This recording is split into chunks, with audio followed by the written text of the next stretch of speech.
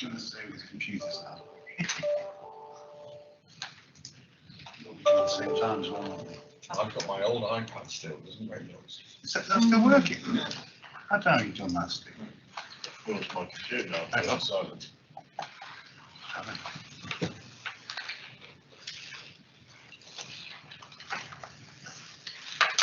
Good afternoon, everybody. It's 2 o'clock.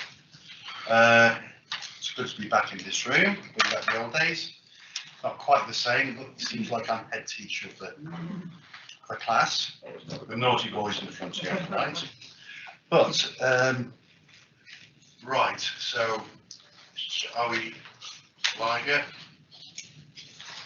Right, this meeting is being live streamed and recorded. If any members of the public present have any concerns about this, please raise them now. There are no members of the public, so don't have that problem. Right, going on to agenda, can I just remind everybody to switch off their mobile phones, please, which I haven't. So if you could do that now, please.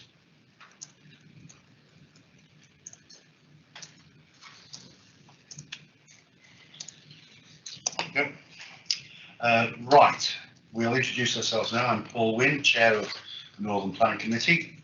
So I'd like to start with Jeff. Could you introduce yourself, please? Jeff Elmer, I'm the member for Ellesmere Eleven. Steve Davenport, the member of St Martin's, Dudleston and Dudleston Heath. Ted? Ted Clark, excuse me, for the combined ward of Basinal, Column and Sutton, with particular interest in the former. Please. Mark? Mark Jones, Vice Chairman and represent Caboyne Latin and Western Mid. Joyce? Joyce Farrell, Councillor for St Oswald. Councillor Nigel Hardin from the Home Division Association for Alex Wagner. Thank you. Edward? Edward Towers, member for Wen Rural and Brixton. Thank you. Vince? Vince O'Malley. David?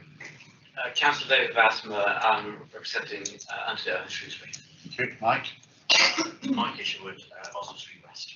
Thank you. Officers? Ian, would you like to kick off? I'm Ian Kilby, I'm the Head of Planning Services for Shropshire Council. Lefebvre Molyneux, Principal Planner. Kim? Kim Brown, Solicitor. Shelley? Shelley Davies, Committee Officer. Thank you. That's covered it all. Thank you very much for that. Right, moving on to apologies. Right, we'll start the agenda.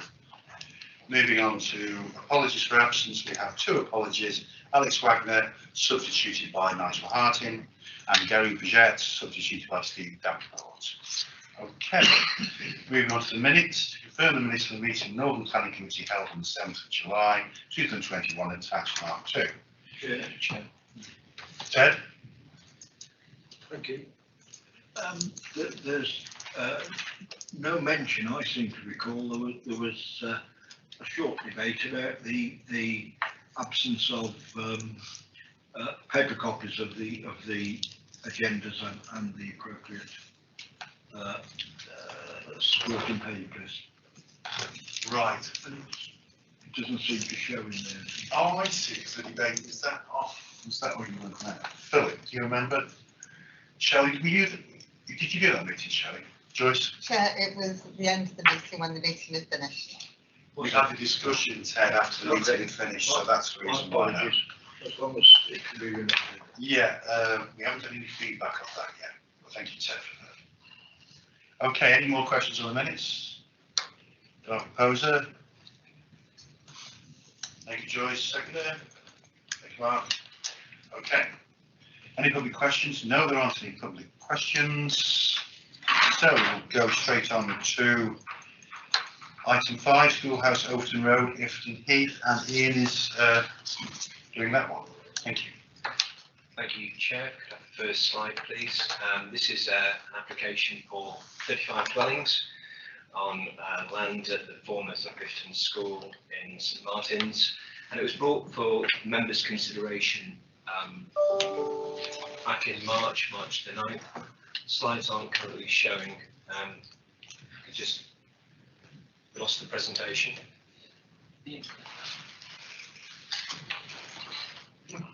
I would like to show members and anyone watching what the item is under consideration. So just wait a couple of seconds whilst we find the presentation. Joe, just while we're there, did you think this just any interest at all? Sorry? I thought we just the issue about the identifying front interests. Pecuniary interest. Did I miss that? Item 4. Sorry, I did actually. Thank you for that, Nigel. I'll just pop that to that if you don't mind, Ian. Anybody got any disposable personal interest? Thank you, Steve. I'm the ward member for Ifkin Heath.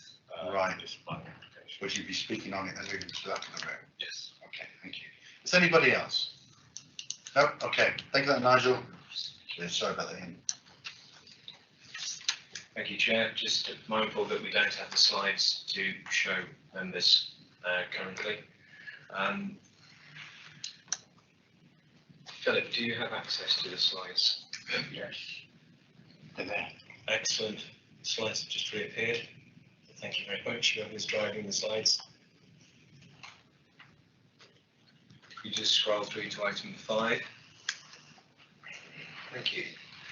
So, as I was saying, this is an application that was brought forward for members' consideration in March the 9th, and it was deferred at that meeting prior to the debate taking place at the request of the applicant. At that stage, it was recommended for refusal.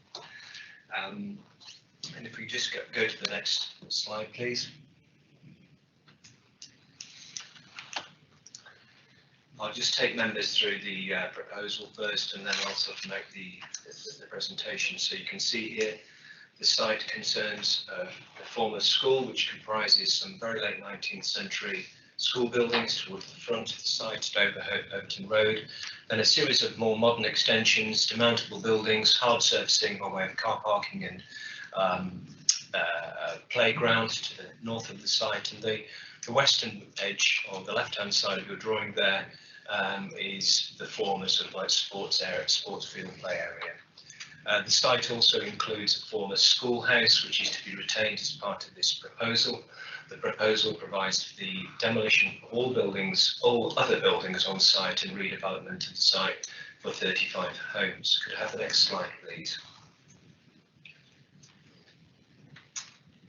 That slide's at a slightly jaunty angle, but you can see from that the layout and disposition of the development, with frontage development to Overton Road in the place of the former school buildings that we'll be referring to shortly. Larger area of open space. If you just hold the slide there, please. Large area of open space to the southern part of the boundary, southern part of the site, which is characterised by mature trees. Could you go back a slide, please? There you go. So you can see that area on the southerly part of the drawing, which is the area of existing mature landscaping. Landscaping retained boundaries and houses, range of house types ranging from a 1-bedroom bungalow to 4-bedroom houses, and including 2- and 3-bedroom properties across the site. Next slide, please. Thank you. This shows the context of the site in St Martin's. So we're sort of in a sort of settlement edge location. You can note, members will note the green fields to the north and west of this site. I'm assuming north is at the top, but you'll notice also the extent of built development around the site, opposite and to the south. Next slide, please. As I mentioned, the site includes or will provide for the demolition of the school, and this is one of the issues for members' consideration today. The school is not listed, nor is it in the conservation area, but has been identified as a non-designated heritage asset. And what we mean by that is a building of some historic and architectural sort of quality. And when that is relevant to the consideration of an application, we look first to see whether there is potential to retain the building. Next slide, please.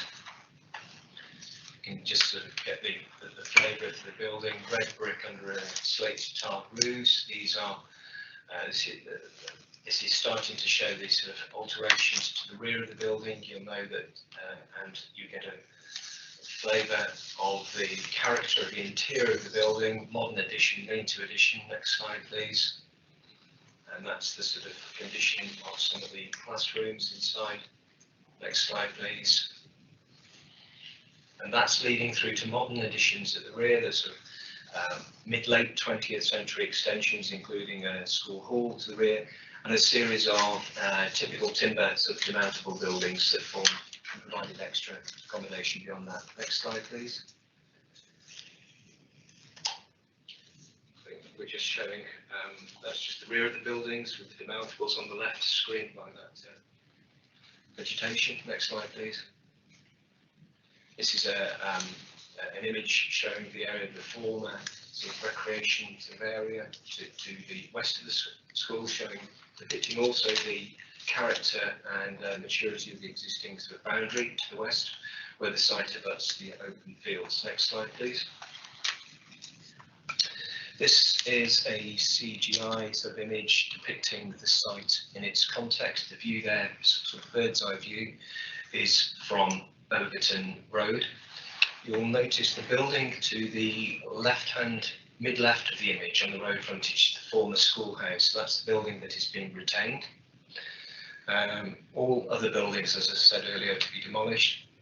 The character of the buildings are described as contemporary in feel. It's got modern detailing, but there are historic references, ridged roofs, relatively steep pitches, vertically proportioned windows, deep set window reveals, brick and tiled roofs, and the elevation in particular of the units fronting Overton Road is redolent of the character of the former sort of school buildings, presenting a number of gables to that frontage. Next slide, please. Another sort of axonometric, so we've got a single point of access, right-hand side of the site. Close to those members who have been to the site are familiar with this. This is where the former sort of co-op park was. And you'll see then there's a sort of single road leading into the site from that point. Next slide, please. This is an elevation. Street scene view, you can see again the retained schoolhouse, which is the building with the part rendered elevations, mid-left of the drawing, and then you get a feel for the scale and character of the buildings.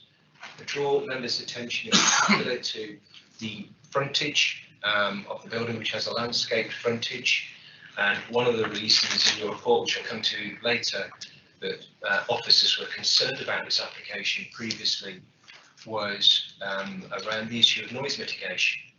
Because at that point, we had objections from our regulatory services colleagues, and it appeared that to make this scheme acceptable to deal with noise at that time, that there would have had to have been a significant boundary treatment, such as a 2 or 3 metre wall or fence.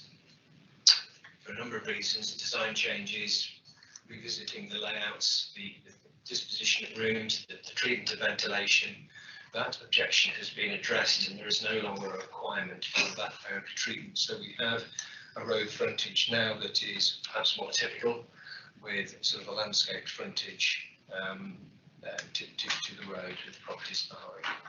Next slide, please. This is a CGI again, sort of indicating we're heading sort of north on Overton Road. Now, you get a flavour for the or a view there of the sort of disposition of materials and also the impact of landscaping as proposed. Next slide, please. And this is a view of the same road looking south. Just draw members' attention again to the character of the buildings, the landscape treatment, and also you can see some of the detailing down some of the houses, those horizontal bunds, the brickwork. Next slide, please. This is a sort of view into the site. You can see consistent treatment of boundary to boundaries and the way that drives to the properties are sort of handled. I think there's been some consideration here to how the public realm is handled overall. Next slide, please. And then just a couple of details of specific properties.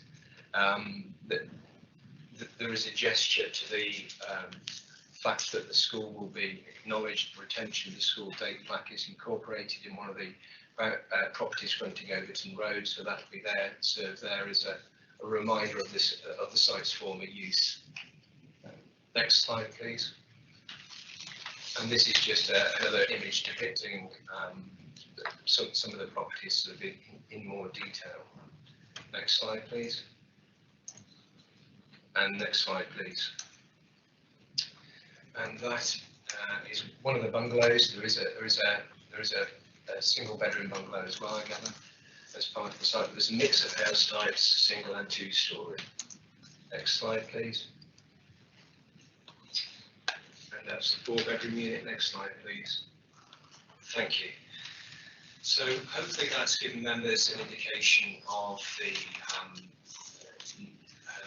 nature of development, its scale, and I'm now going to draw members' attention to the reasons this was deferred and how the applicant has dealt with those reasons.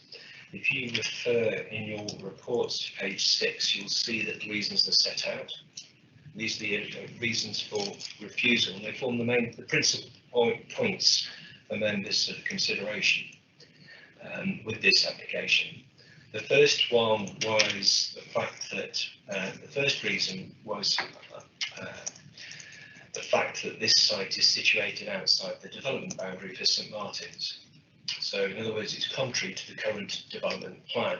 And as members will be familiar, in such situations, there's a requirement to consider whether there are other material considerations that would allow you to support an application that conflicts with the principle of the plan. The second reason dealt with the issue of the loss of the school as a non-designated heritage asset and the weight given then to an over-provision of affordable housing, and I'll come to that later.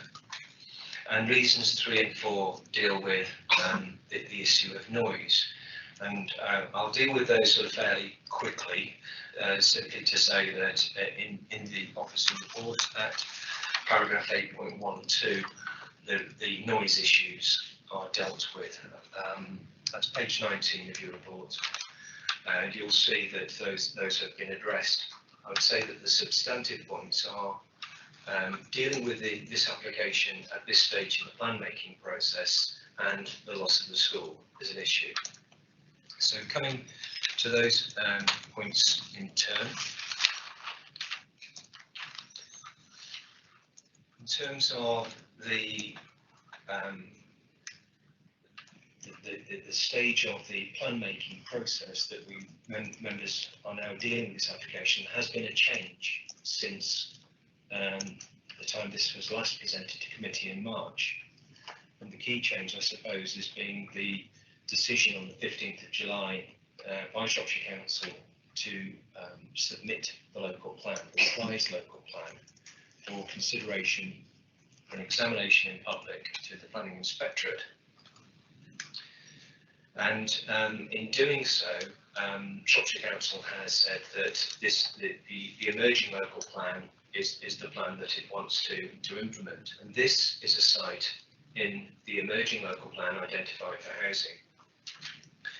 And I want to draw members' attention specifically to what the emerging local plan says about this, because if you're to give weight to the emerging local plan, what officers have said to the applicant is you can't cherry pick. You can't just choose the fact, make a point and say, well, our site's in the local plan.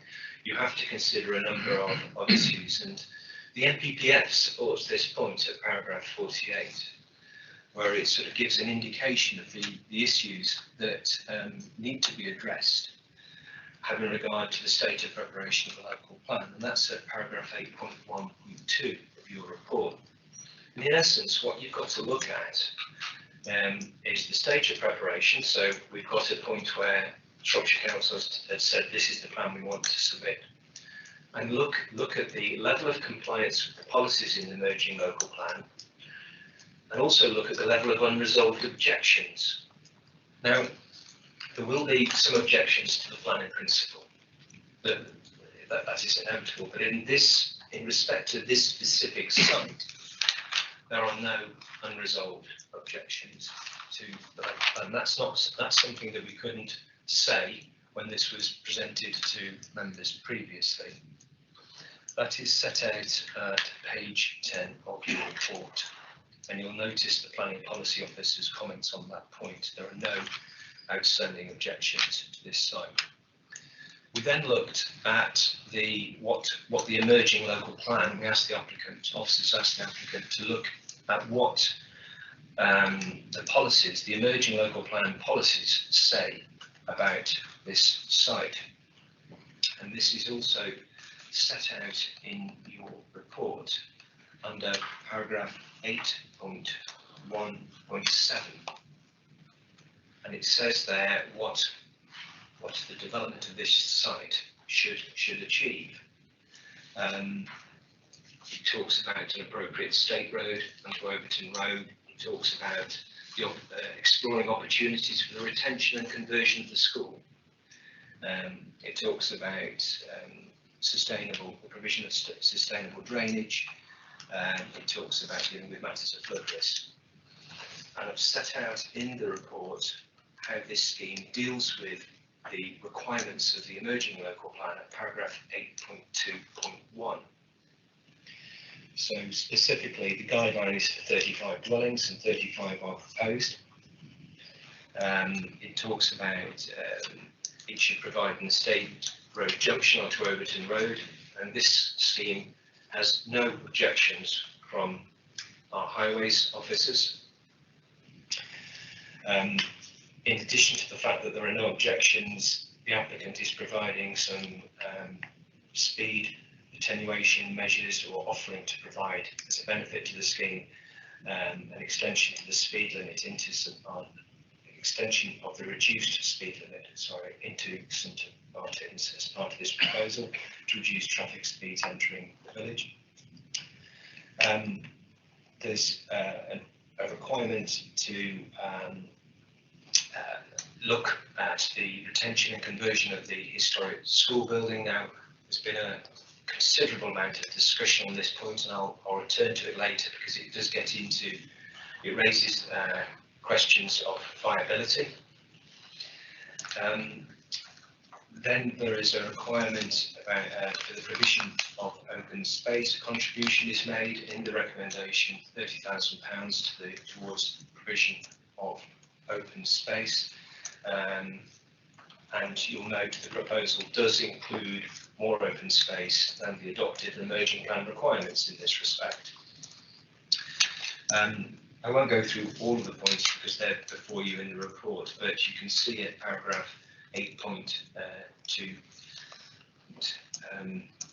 just lost my place, 8.2.1, how the scheme responds to those specific points. Now, just want to draw members' attention also to some of the other material considerations, and those are set out for you from page 13 onwards, and you'll see how each of those points have been addressed. Sorry, page 14, the other material considerations. Now, one of the key points, and it's been an issue with a number of schemes that have been brought forward for committee consideration recently, is the issue of affordable housing. This scheme is policy compliant in terms of affordable housing, but it's worth pointing out to members that when this was brought to committee in March, the applicant was offering to over-provide affordable housing, and that might have been a favour then in weighing positively in the overall planning balance. So since then, the status of the plan has changed at that point. I've already covered that point, but due to a change in the way Homes England now considers its funding applications, the applicant is unable to offer the affordable housing in a way that could be restricted by a conditional legal agreement. In other words, that's not something that the user plan at this time. The applicant has, and I set this out at paragraph 8.4.4, nevertheless confirmed that grant funding will be sought from Homes England, and the intention is that the applicant will provide the additional affordable homes as part of that process.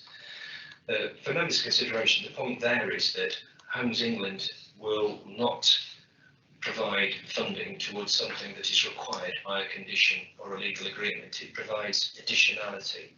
So if it's something that you are requiring, or the council is requiring, it's not something that Homes England will currently support. So it's a slightly unusual situation, and I think this committee considered a similar issue with a scheme in Ellesmere recently.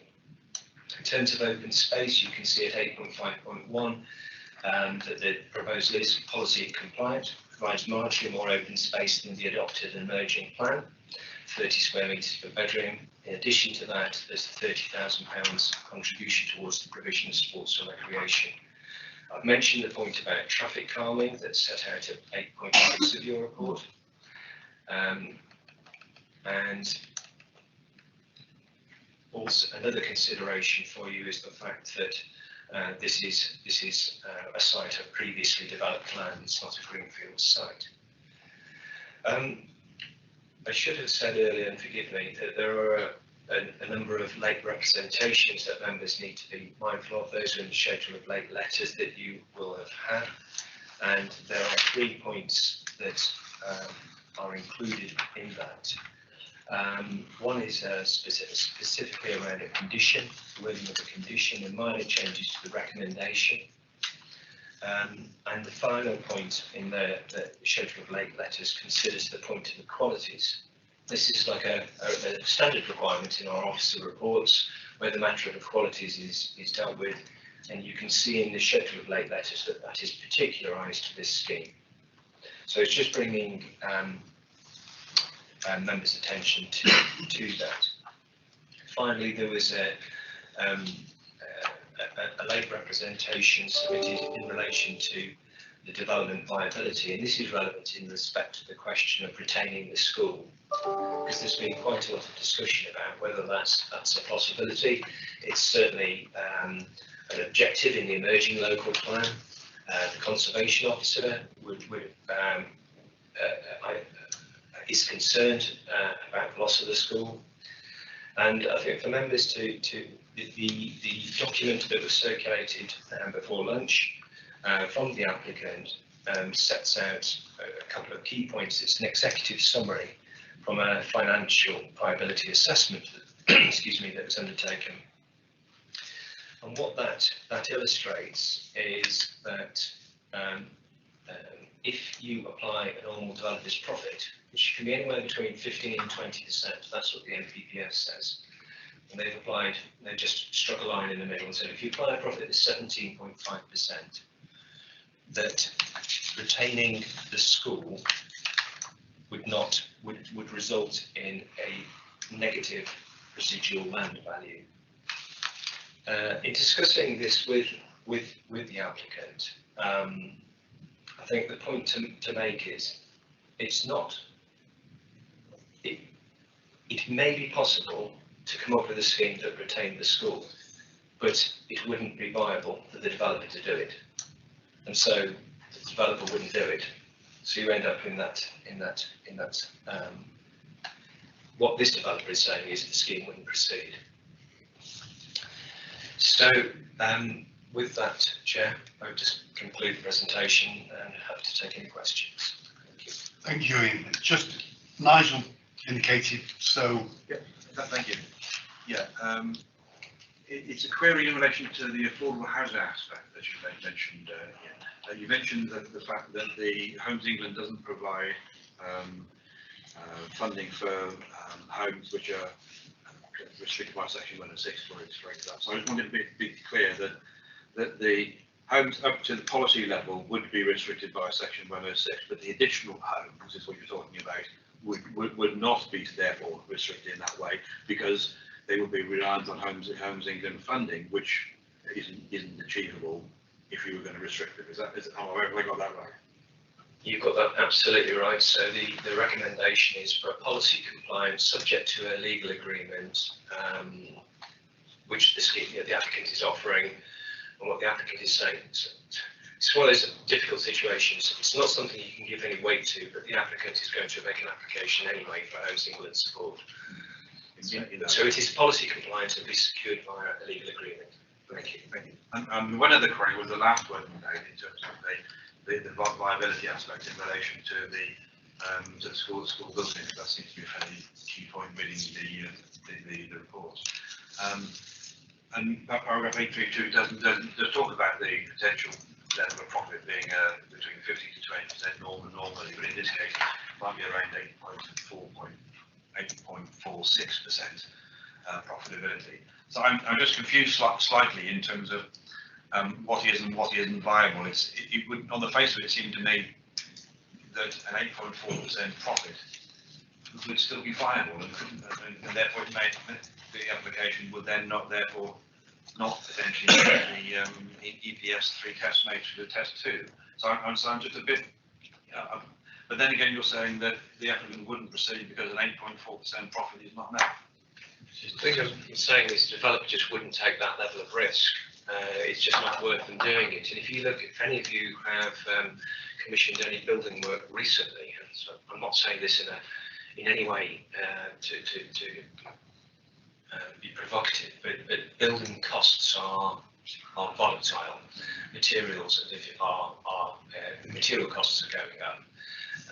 It's quite difficult to find people prepared to do work at those. So I'm just saying, in terms of taking a risk, the general point I'm making is for a developer to take a risk, there needs to be a reasonable amount of profit in the scheme for them to do that. Otherwise, they won't do it. And what the government sets out in the NPPF is that can be anywhere between 15 and 20%. So you might still be able to, on paper, demonstrate a profit north of naught. But what I suppose this developer is saying is they wouldn't do it. And I don't know what your experience is, but you might say someone might take a chance at it, but it wouldn't be this developer. And I think the government, certainly in its advice in the NPPF, thinks there's a reasonable profit, having regard to that risk, is 15 to 20%. Okay, just come back on that. I mean, in normal cases, perhaps an ordinary private developer would take that risk. In this case, the applicant, as I understand it, is effectively us. And through so I just don't understand that point, to be honest with you. If it's us, effectively, we can take whatever we want. I agree. Corneby Development Limited is a wholly owned company by Shropshire Council, but it is a private development company. The local planning authority treats it like any other private development company. Okay, just a point of order here, Shelley. Does the public speaker, before I open the floor, does the speaker speak first? Yes. So before I open the floor, Nigel, I thought there was something else you wanted. I'm not on the floor yet. Steve, could you do your spiel first? Yeah, sure. Back in the room, is that okay? Yeah, sure. I'm just going to give you a potted history on the site first. I was the governor of this school for many years, and all the background of that and moving out and building a new school. But moving forward from being a governor of the school and the school being released by the government to Shropshire Council for sale, and it was put on the market somewhere around 400,000 some 4 years ago. So at that point I thought that it would be a good idea for Shropshire Council to manage this and not go into public ownership. So I persuaded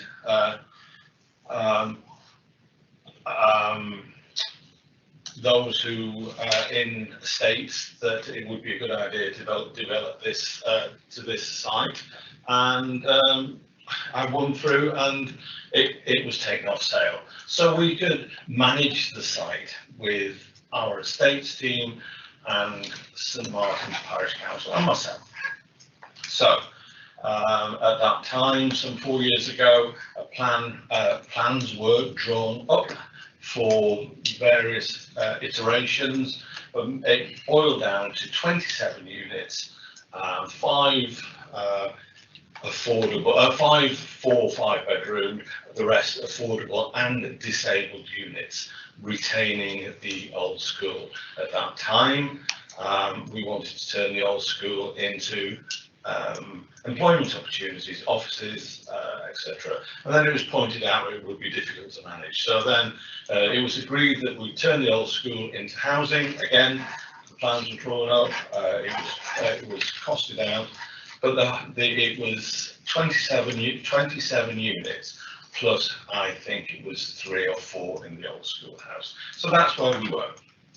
And that was, we had lots of discussion within the village and with the parish council. We all agreed that. And then Carnovy came along, and that went all out of the window. We then had an application and plans drawn for 47 units, and demolishing the old schoolhouse, which is why I find it really odd to call the old schoolhouse, not the school itself. The old schoolhouse was going to be demolished, and there's going to be 47 houses on the site. Carnovy discussed with myself and the parish council, and we rejected that. There was overdevelopment, and there was no, we just spent, as Shropshire Council, just spent 150,000 on the old schoolhouse as well. It now is a house that looks after special children. Okay, so with discussions, it was then reduced to 35 and the retention of the old schoolhouse. So we are most of the way there, myself and the parish council agreeing this application, except for the school building, because I've been on planning for some 13 years, and we've all seen farm buildings being converted into nice dwellings, and so we thought that this building is in pretty good condition. It's 102 years old, and so whilst we agree with the housing, we disagree with the demolishing of the old school, and we feel it should have been converted into housing. It wouldn't have been that difficult, and they'd have been well sought after. If it were to be demolished, and I've had lots of discussions with Carnovy and Harpreet, and we'd like lots of the old school to be used in the new housing along the front.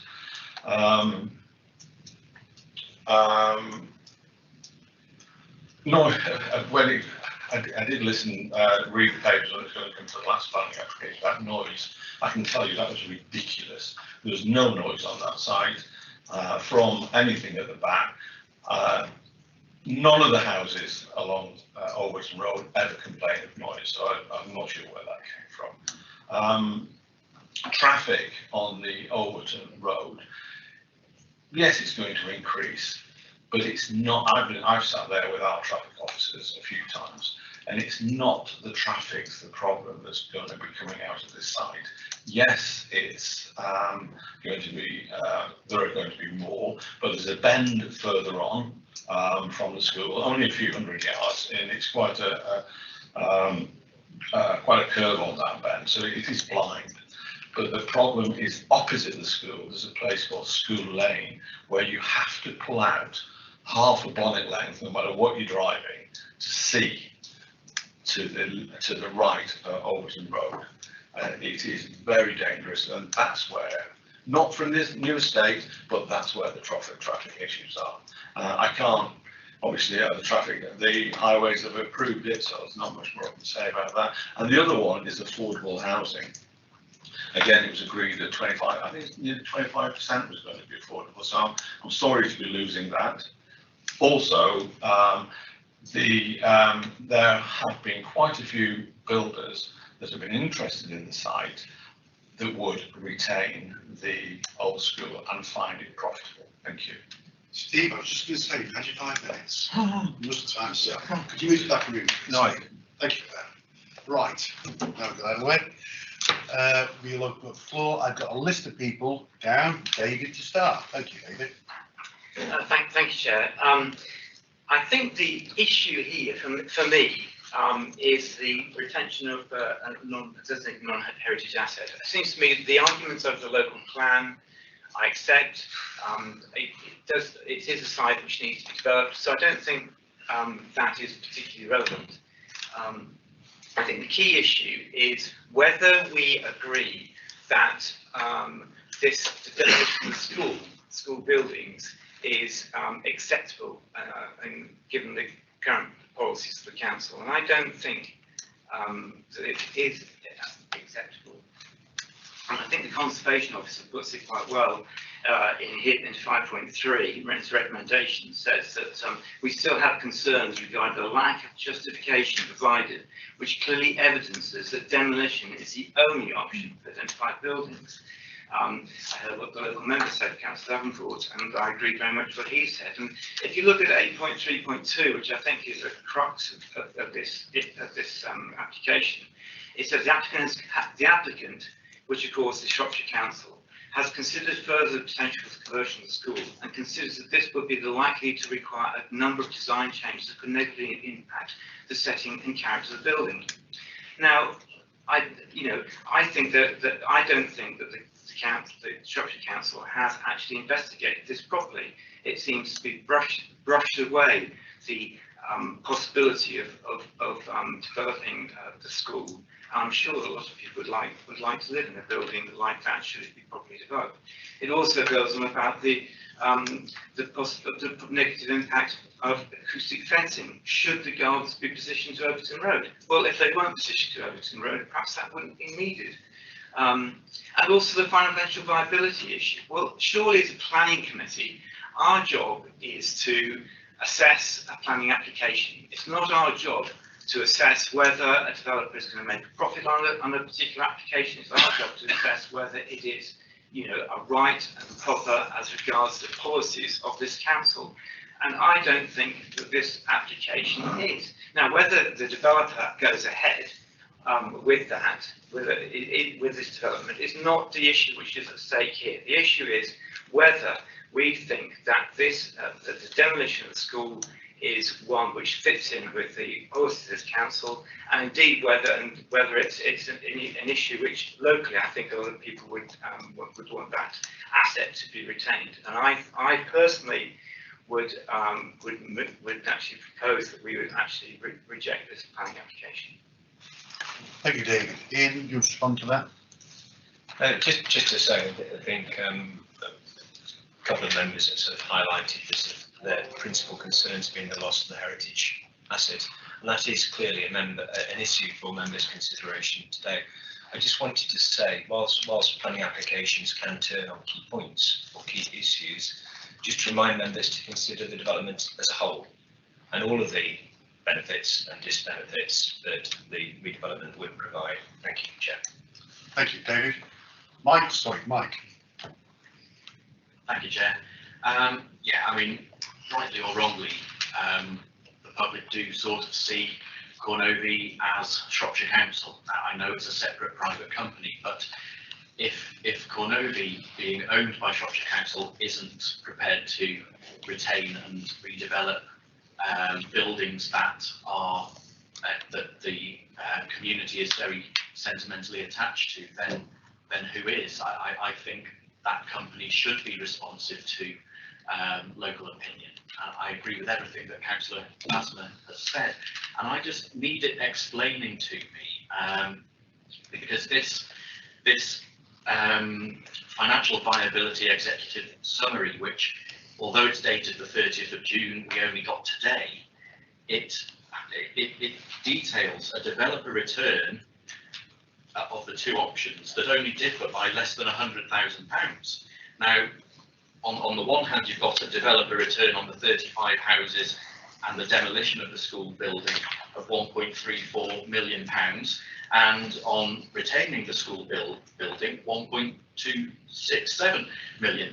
Now, I just can't understand why that justifies the demolition of the building unless I'm missing something about these figures, because the residual land value, I mean, surely that's just a notional value. It isn't real money that anybody is going to be losing if the developer is still going to be making a profit of £1.26 million,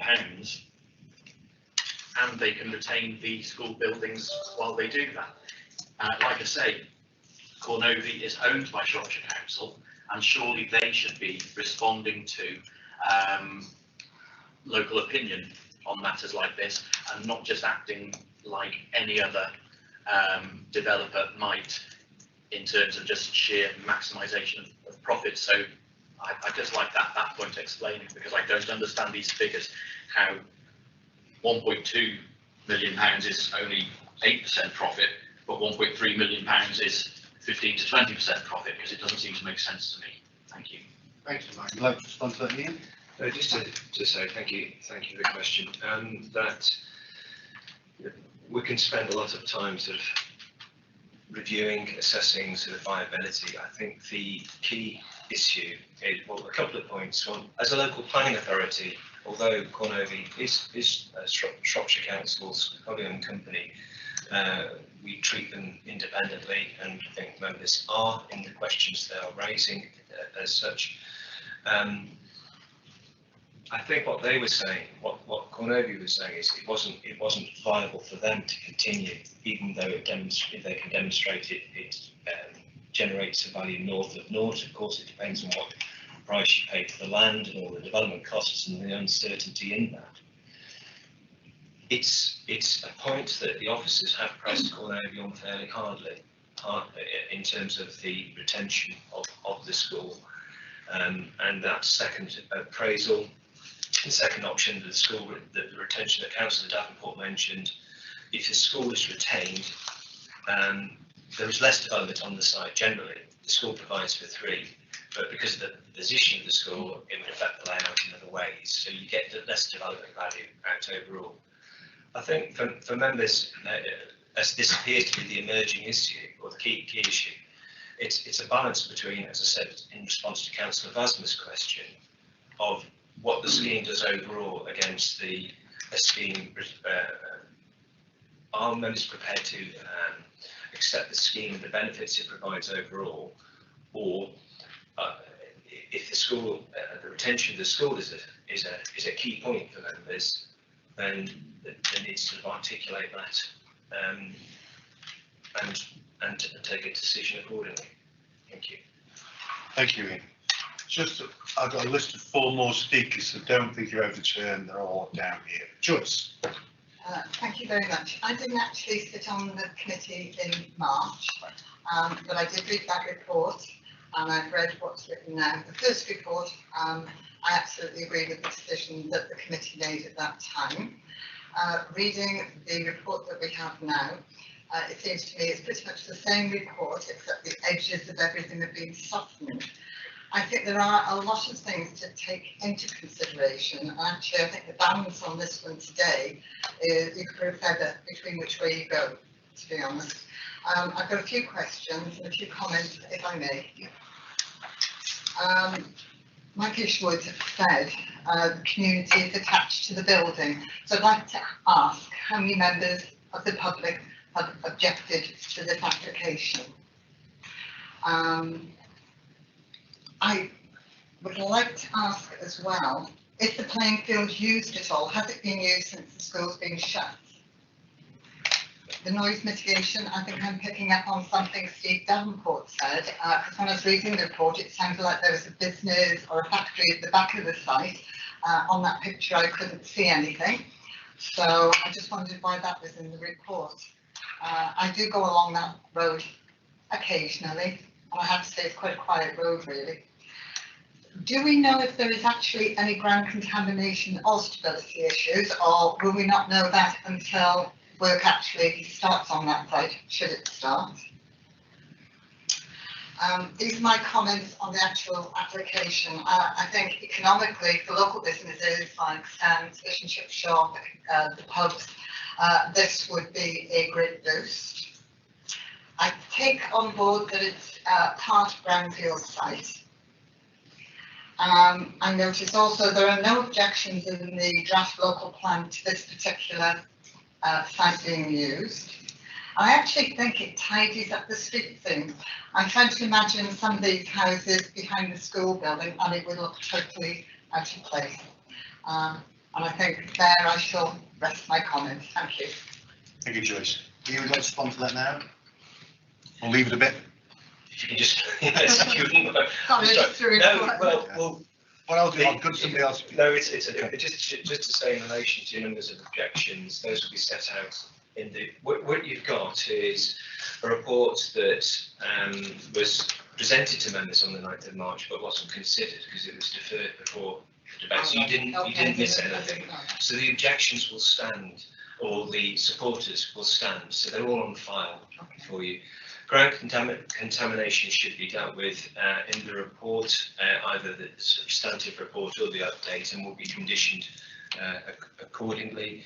I take your point about the design quality and the location and the benefits or otherwise, but I think those are comments you were making. Forgive me if I've missed something. I was It's just about, has the field been used? Sorry, No, no, Doesn't look like no, it. So- it's not being used. So it wouldn't actually be a loss to the community. No. It's not being used. Thank you very much. Very helpful. Thank you, Joyce. Right, Jeff. I was going to say, Use your mic, please, Jeff. sorry, Okay. I was going to say very similar to what Joyce has just said. We're here to determine this on the application itself, not to say, oh, well, if you did this, it'd be better, if you did that, it'd be better. That's not our job to do that. Our job is to decide on what this applicant wants. And for me, a redundant school sitting there deteriorating is not particularly worth much when you look at the need for housing in that area. There is a possibility of more affordable housing. It's not a no, there's only 10%. There could be good advantages for the community. And I do think that we've saved, or this application does save some of the schools, so the heritage is nodded to or addressed to slightly. And the other comment was the road. If there's a blind area where vehicles turn out, that's going to be there whether it's a school or whatever you build there in future. The applicant is talking about slowing down traffic, which can only be a benefit for the local community. So, in my view, the applicant is considering doing some benefits to the local community, and I don't really have a problem with this application whatsoever. Thank you, Jeff. Thank you. Nigel. Yeah, thank you, Jeff. I've got a couple of comments to make, but excuse me if I try and scroll through and get to them. It's a bit more difficult I find with this system than quickly going through sets of notes. I've got a couple of, put that on, and apologies. A couple of queries. The first one is not related to what I've said already. It's in relation to the proposals for noise mitigation for the properties on the frontage of Overton Road. And the concerns, and I see that the officers are now, the applicant is now recommending that they make some changes to make sure that the windows, for example, are closed and a specific type on those fronting the road. And now my concern is, on the face of it, that might deal with the perceived noise issue, although councillor Jones haven't referred to the fact that there was a noise issue in the first place anyway. But given what's happened, for example, in Canada and America with heat cap, for example, which has caused severe problems to residents and deaths, for example, producing buildings where occupants can't open the windows and really does worry me somewhat. And I'd like some clarity on, is this actually what's being proposed? Are we proposing that the people who are going to be occupying these buildings won't be able to open their windows or not? If so, I have a real concern with that. The other point relates, again, we're going back again to the issue of the heritage assets. Now, I was reading the report that went to the last meeting with the recommendations for refusal, which I'll just scroll back to again now, where it says at point 2 of the recommendations for refusal, the furthermore the proposal includes the demolition of the former Rifton School and non-designated heritage assets, and if it's delivered by the scheme and not considered to affect losses required by SAMDEP policy MD13 and the test set in the MPPF, paragraph 197. Consequently, it is not possible to complete part 2 of the European Protected Species Test Matrix and conclude that there is no satisfactory alternative arising from the development. Now, I've heard what Ian has said as the planning services manager in introducing the report, in terms of what's been said about viability, and I see that in the updated recommendations, the test 2 of the European Protected Species Test Matrix is being completely suggesting that there is no viable alternative. I assume that they've done that based on the viability report that Ian referred to earlier, which was the one where they were saying they wouldn't develop it if they only got a 9% profit, 9.5%, whatever it is. And so I have concerns about that. Now the other issue is that is one of the overall. I'm not over keen with the overall design. I mean, it does seem. I know Councillor Davenport was suggesting the original proposal was 47 homes. That seemed to me, looking at this development we've got in front of us, which seems quite heavily developed as it is. How on earth are you going to squeeze 47 homes on there with giving any relevant usable space for the occupants who are going to be on the site? It would be very difficult, I would have thought. And it seems to me that particularly given what we've just gone through over the last year and a half, where the availability of outside open space is of a paramount importance, that we should be very careful in putting forward high density developments where the open space is relatively limited. And I can see that the usage of the fields that is being proposed to be replaced by provision elsewhere. But looking at the computer generation of what would appear to be on site for the development going forward, it does strike me that there is not much on that particular site in terms of open space. And so that is another concern. So I'll leave it there for the moment, Chairman. And if perhaps if others want to come back on those points, that might be happy. Nigel. Ian, let's come back. Yes, just in terms of the noise issue that Councillor Hartin raised previously, draw members' attention to paragraph 8.12.2 of the report, which refers to the Regulatory Services Officer confirming that in relation to an updated noise assessment of the 20th of July recently submitted, the site can achieve a good internal noise environment for all future residents. Now, part of the changes that were undertaken to the design of the properties, the reorientation of rooms, so that you didn't have sort of bedrooms right on the road frontage. Heard what Councillor Davenport said about his perceptions of noise. I think what we've got here is, so we've got the professionals, council's advisor saying it's okay from a noise perspective. If you look at the context, I don't know if we can just go back in the slides, please, to the site layout. You can just, thank you. That's one the plan showing the layout overall from above, please. So if you just scroll backwards, it was close to the beginning. One before that. Thank you. So the context is very faint on that drawing, but it does indicate where the existing properties are, and this is a situation that is repeated in many places. What we found is our colleagues in regulatory services are highlighting the issue of noise, more specifically in planning applications, because this didn't strike planning officers as a particularly unusual situation in terms of noise, particularly from the road and in the context of the road. But the key point I wanted to affirm in terms of the answer is our technical expert is happy with it. And similarly, I've asked for this slide to be put up because it does show the areas of open space, particularly at the southern part of the site, and the officer report that I referred to, in the officer report I referred to the fact that this exceeds our policy requirement for open space, in both the existing and the emerging local plan. And the design, that's a matter of judgment, isn't it? I think we've got something that looks a little bit different to some of the sort of standard offer.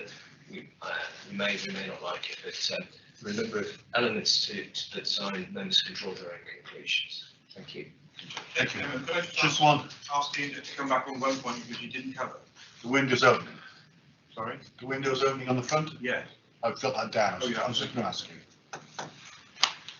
I'd have to check specifically whether because there's the proposals,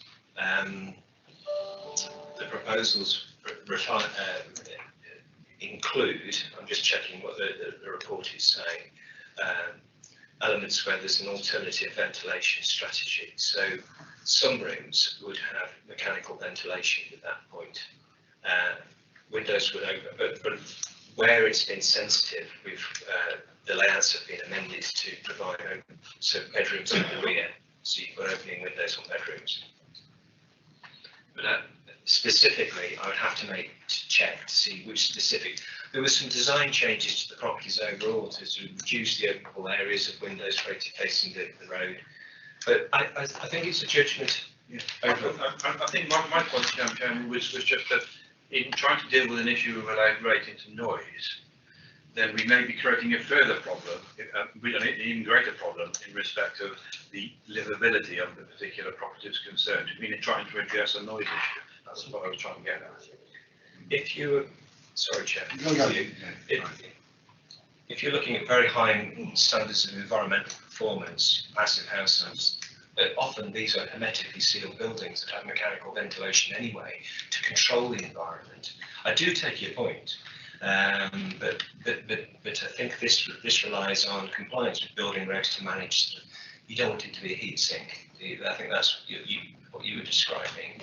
But good levels of insulation provide this stable sort of environmental conditions internally, as well as lower energy costs. Right. Okay. Vince, then Ted, I'm done. You start. Thank you, Chair. It's been quite interesting, the debate so far. I think that I was very concerned, as officers know, about the first application that came in, and probably was no way I was going to support it. There were a number of issues, most of which have been, I think, addressed this time round. I'm sure the school would love 30 grand towards its sports field and everything else to replace a now defunct sports field. I don't know for sure, but my understanding is that every bedroom needs a fire escape window anyway, so there must be one window that opens in there. I stand to be corrected on that. But it is my view that, well, I've got windows at home and I've got a peacock that stands right above my second bedroom. And when he's being noisy, I shut the window. And when he's not being noisy, I open the window. And that's my right to do that. I manage the noise myself. I think most adults are capable of doing that themselves. I think it's also worth remembering that Cornoby, when it comes to profitability, do go some way beyond the current accepted levels of build quality to become towards becoming not carbon neutral, but I think they're 20% further on than other people. And as I'm sure everybody knows, that comes at a significant cost. You know, that's the bottom line of it. I'm sure they could get rid of all their green attempts and everything else, which would upset us all, and then produce houses which are built to regulation but not built to the sort of standards that we all want to see. With regard to the heritage asset, I think we looked at the pictures there. I have to say I wasn't particularly impressed. It's a non-designated heritage asset. So in a way it becomes, you know, down to each individual to determine whether it's a beautiful building or not, or whether it sits within the, you know, how it sits within the community that it's within. It's a brick building with a steep tile roof with plenty of dormers. And actually it's being replaced by that. And whilst these things are often sad, especially if you're a youngster or even somebody a bit older that went to this school, it's not the prettiest building, to be perfectly honest with you. I was one of the group that went round it some years ago, and actually those pictures don't do probably as much justice as it is needed, because it smelt down, it was pretty horrible, it was pretty grotty, you know. Is a non-designated heritage asset that's surrounded by demountables and had bits bolted on by way of, you know, rain screening and stuff like that. It's not a pretty building. And I actually think personally that, and it is a personal thing, that the homes that are proposed along the frontage there, I wouldn't say mirror what was there, but I think they go some way to recreating the sense of what was there. There were a number of things last time that I wouldn't have supported. As I said at the beginning, I think, you know, these are good quality homes. They are reflecting what is there sufficiently, and it is my belief now that the mitigation and the 106 bring the sufficient benefit for me to be able to support this application now. Thank you. Just going on from Vince myself, we've had a couple of site visits there over the years, the older members of the Northern Committee. That school would dominate the frontage completely, because it's a long building, it would just dominate the housing. Anyway, going to Ted now. Thank you. I'll be very brief, I think. I'm unfamiliar with the area entirely, and so I'm reliant on those more local than I, perhaps to some degree, in determining a decision. But I am, the whole thrust of all this, I'm particularly anxious about non-designated heritage, and most importantly, the advice of our conservation officer being given far less weight than the potential, possible, perhaps, impact on financial viability. The precedent created by that is quite worrying. You could, where the financial viability is going to take precedence over our heritage is something I find very difficult to cope with. I think so. Right, Edward, the back there. Okay, thank you, Mr. Chair.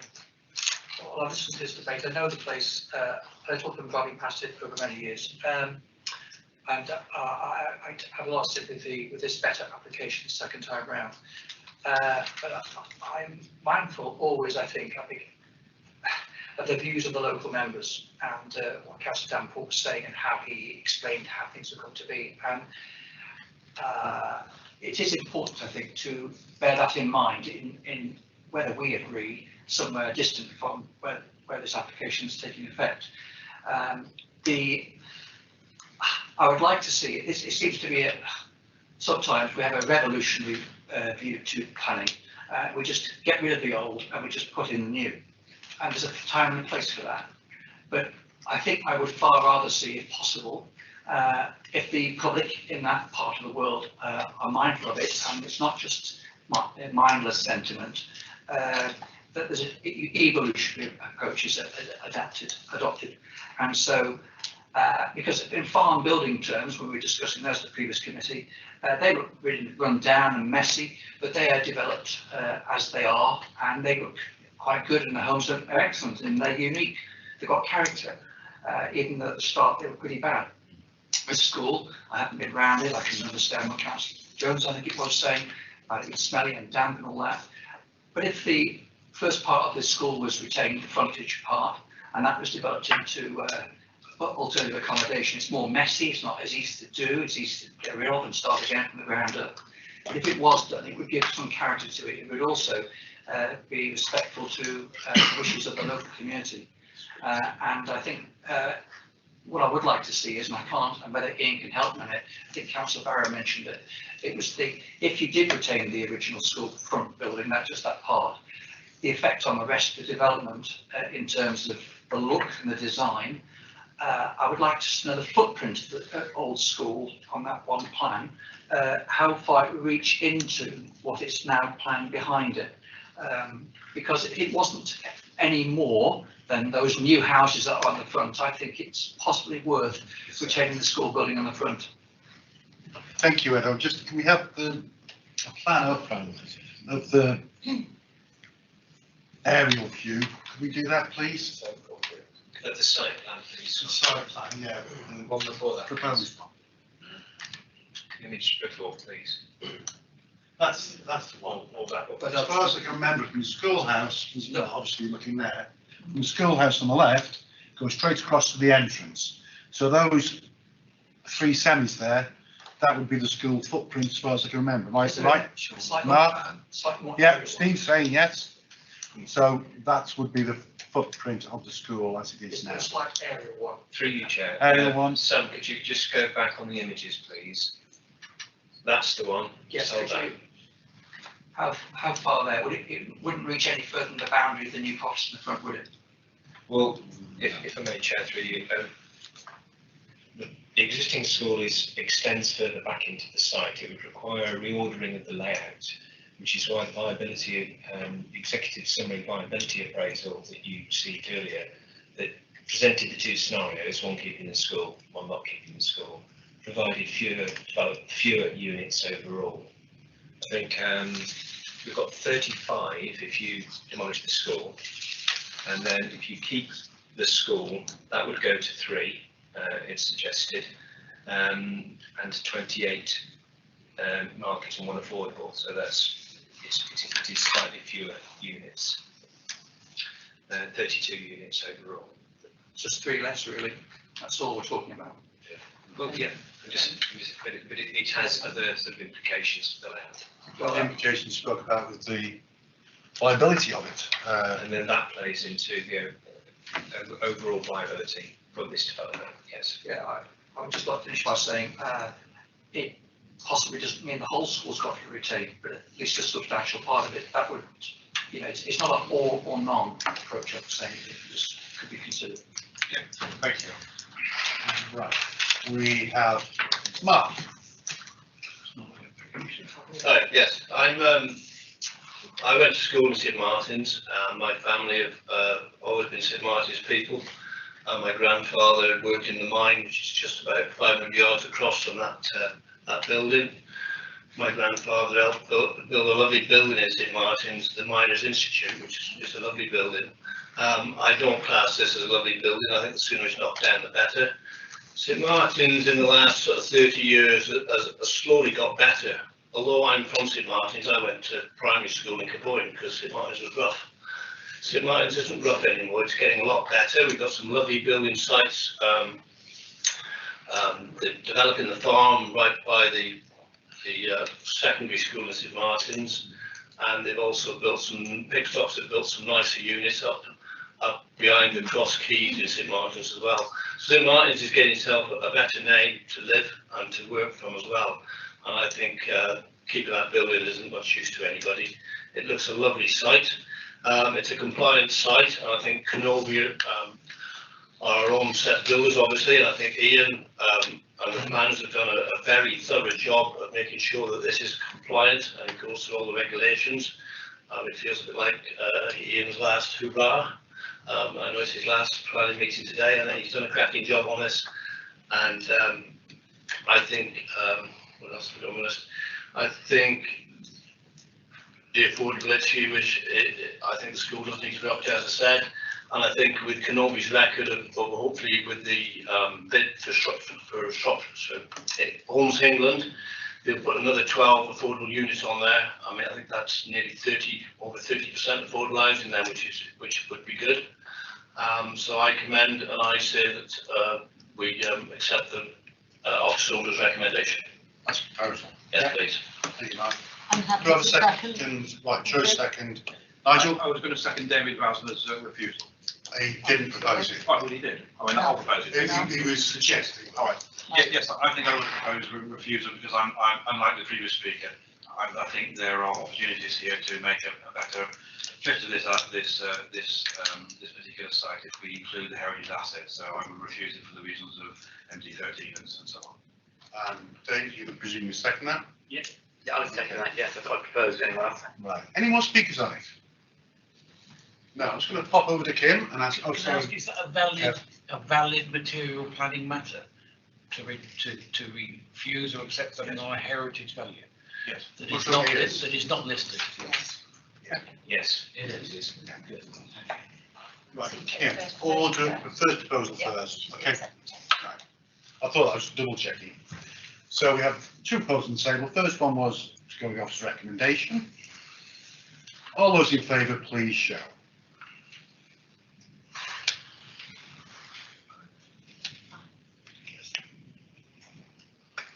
That's what I got it to before.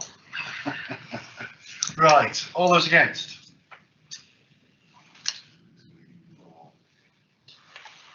1, 2, 3, 4. Okay. So, that is being passed under. Any abstentions? Thank you, Ted. I didn't quite work out my numbers, but right, thank you for that. So that has been passed. Do you want to go to the recommendation? Thank you for that. Right, going to item 6, 20 Highfield Shrewsbury. And Philip, are you presenting this? Yes. Oh, thank you, Steve. Sorry about that.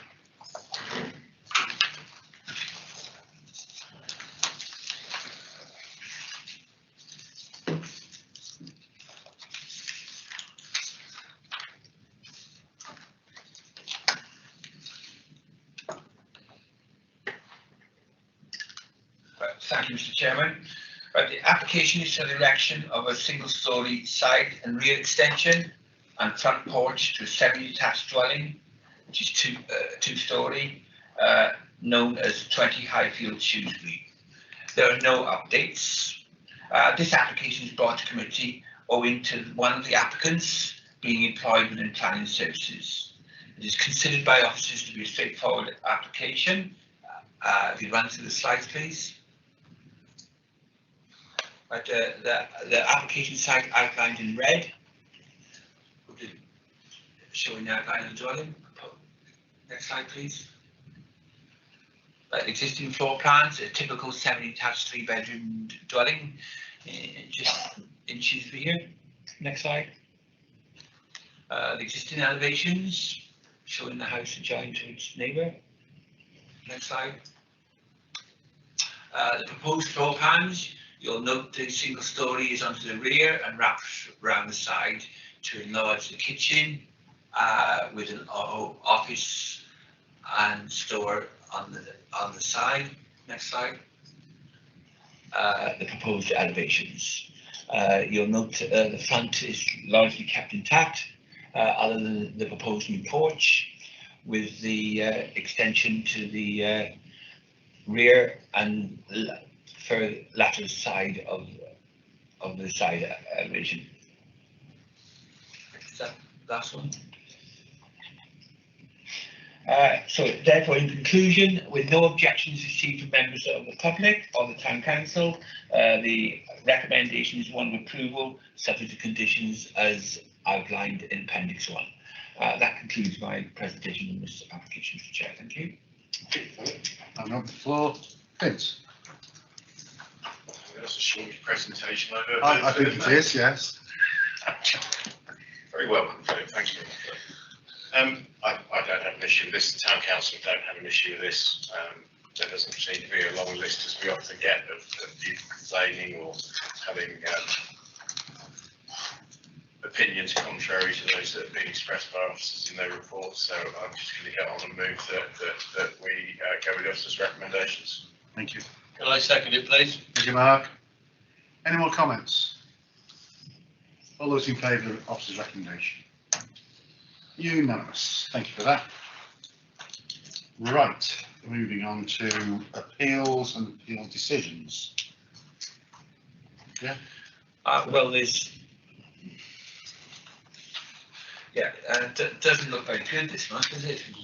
With 3 allowed, but however, two of them relate to the same site because obviously it's a listed building application, and there's an application in Shrewsbury which was also allowed with a partial award of costs, where it was an old people's home where the applicants wished to provide accommodation for relatives to stay in if need be. And this is something the case officer concerns about. It is as it is, and I have nothing further to add. Okay. Any comments on appeals from anybody? No? Okay. Right, date the next meeting. Tonight, the next meeting, Northern Planning Committee will be held at 2 p.m. on Tuesday, 31st of August, in the Shrewsbury Room, Shiloh, Shrewsbury. So can we close the live one, Shelley?